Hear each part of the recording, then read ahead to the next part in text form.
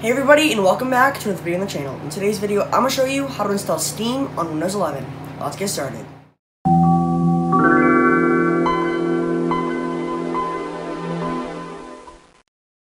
Alright, so the first thing we want to do is go to this link here, which will be the first link in the description.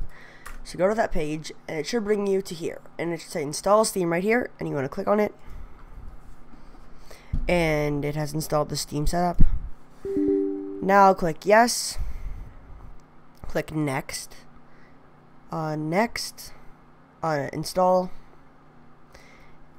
finish.